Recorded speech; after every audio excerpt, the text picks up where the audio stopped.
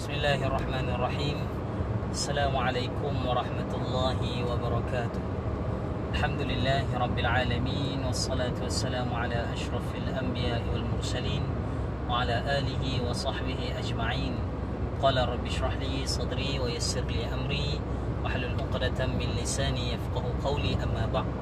Pertama dan selamanya syukur pada Allah Subhanahu wa taala pada petang yang mulia ini, dapat lagi Allah Ta'ala berikan kesihatan yang baik pada kita. Mudah-mudahan kita menjadi seorang manusia yang beriman dan bertakwa kepada Allah Subhanahu wa taala.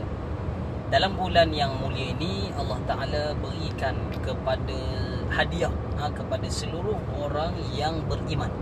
Allah Ta'ala berikan kepada hadiah ini kepada seluruh orang yang beriman. Untuk apa? Tujuan dia adalah untuk menambahkan lagi sifat takwa di dalam diri kita.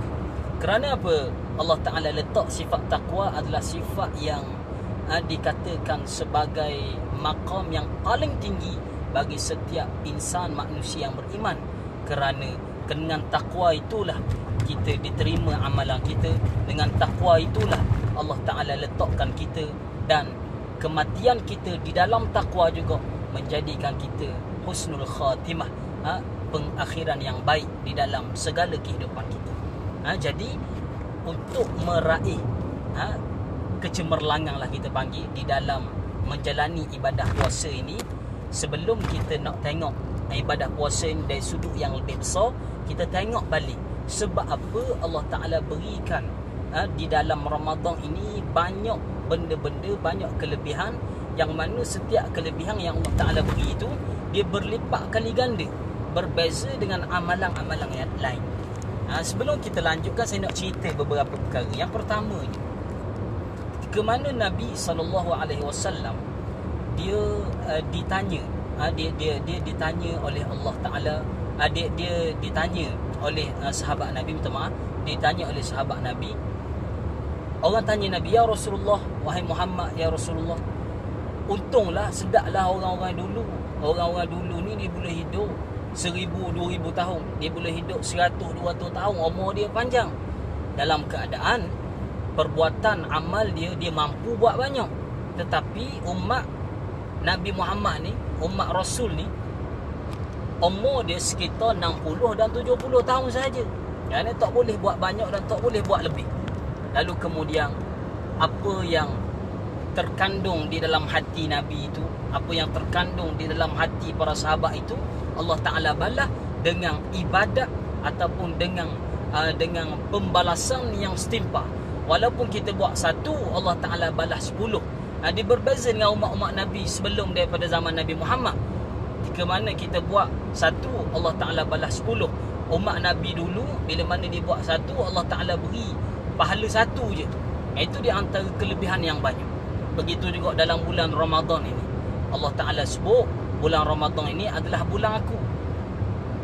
Aku sendirilah yang akan beri. Banyak mana yang Allah Ta'ala kehendak untuk beri pahala kepada umat dia, kepada hamba dia. Jadi kemudian Allah Ta'ala berikan kepada umat Nabi Muhammad begitu banyak kelebihan dan begitu banyak keutamaan untuk kita menjadi seorang manusia yang beriman kepadanya. Alhamdulillah.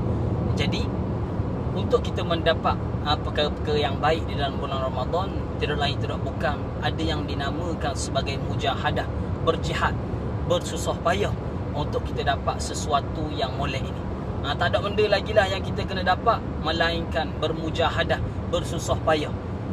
Macam kita dalam bulan Ramadan ni, kita kena berpuasa, menahan diri daripada lapar dan dahaga. Tujuannya apa? Adalah untuk kita merasa macam mana perasaan ataupun macam mana diri seseorang yang tak boleh makan daripada pagi sampai ke petang, dan daripada kena molek kalau orang yang miskin, pagi dah tak boleh makan, petang pun tak boleh makan, malam pun tak boleh makan juga. Ini di antara kesedihan yang Allah Ta'ala suruh kita ni bagi orang yang sederhana ini untuk rasa juga benda tu. Sebab itulah Allah Ta'ala berikan perasaan kita untuk lapar dan dahaga, untuk kita merasai kesan ataupun lapar dan dahaga itu. Itu yang pertama hikmah. Yang kedua, Lapar dan dahaga ni juga adalah untuk melatih nafsu kita. Melatih nafsu. Yang mana kita tahu bahawa nafsu ini diceritakan. Wallahu a'lam daripada nas yang sahih ataupun tidak, tapi saya nak cerita bagaimana nafsu ini telah dikurung di dalam neraka sejuk selama beberapa tahun yang lama. Lalu kemudian Allah Ta'ala buat keluar nafsu ini, letak dalam neraka panah pula. Maknanya nafsu ni liar semua. Sampailah Allah Ta'ala letak nafsu di dalam neraka lapar. Di dalam neraka lapar, lalu nafsu tu lemah dah jadi. Tak boleh buat benda yang tak molek dah. Jadi lemah, jadi lembek. Sebab apa? Sebab lapar ni Allah dengan nafsu. Sebab nafsu ini bila mana lapar, benda-benda yang dia biasa buat, dia jadi tak boleh buat dah. Benda yang dia biasa biasa rutin dia buat, dia jadi tak mampu nak buat. Sebab apa? Sebab nafsu lapar dia telah dapat mengawal benda-benda yang tak molek yang dia boleh buat. Dan kemudian bila mana kita lapar ni juga, poin yang terakhir saya nak sebut, bila mana kita lapar, kita akan dapat merasai kemanisan iman. Kita akan dapat merasai manisnya iman itu. Jadi bila mana kemanisan iman itu kita dapat kecapi, bila mana iman dalam hati kita rasa manis, tak ada lainlah benda yang kita akan dapat, iaitu ibadat kita akan jadi lebih sempurna, ibadat kita akan jadi lebih berkualiti, dan ibadat kita akan mudah diterima oleh Allah Subhanahu wa Ta'ala. Dan saya kira sekadar itu sajalah pada petang ini. Yang baik datang daripada Allah Ta'ala, yang lemah dan kekurangan datang daripada diri saya sendiri. Aqulu qauli hadza, astaghfirullahal azim li wa lakum. Minta maaf di atas salah silap. Terima kasih di atas segala perhatian.